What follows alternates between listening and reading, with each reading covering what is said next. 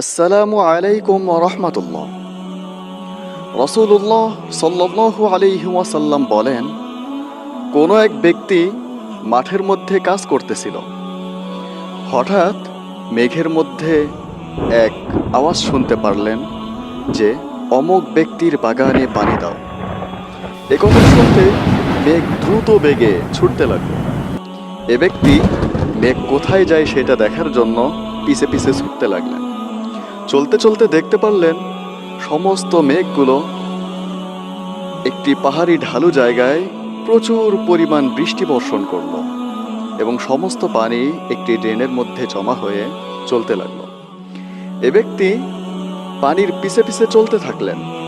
চলতে চলতে দেখতে পারলেন এক ব্যক্তি তার জমিনে বেলচার সাহায্যে পানিগুলো নিজের ইচ্ছে মতো পৌঁছিয়ে দিচ্ছে। এ ব্যক্তি তাকে জিজ্ঞাসা করলেন, হে আল্লাহর বান্দা, তোমার নাম কি? তিনি ওই নামটিই বললেন যেটা তিনি মেঘের মধ্যে শুনতে পেরেছিলেন। এইবার আশ্চর্য হয়ে তিনি তাকে জিজ্ঞাসা করলেন, হে আল্লাহর বান্দা, তুমি এমন কি আমল করো যার ফলে মেঘের মধ্যে তোমার নাম ধরে বলা হলো অমুকের জমিনে পানি দাও?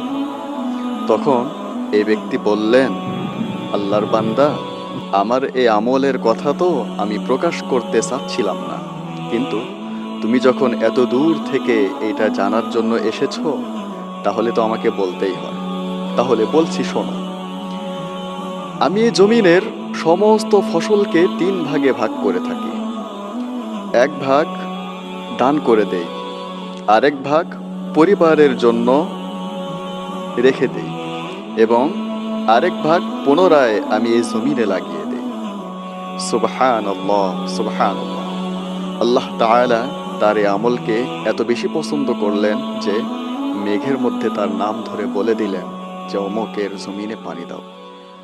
আল্লাহ তাআলা আমাদেরকেও তার পছন্দনীয় আমলগুলো করার তৌফিক দান করুন।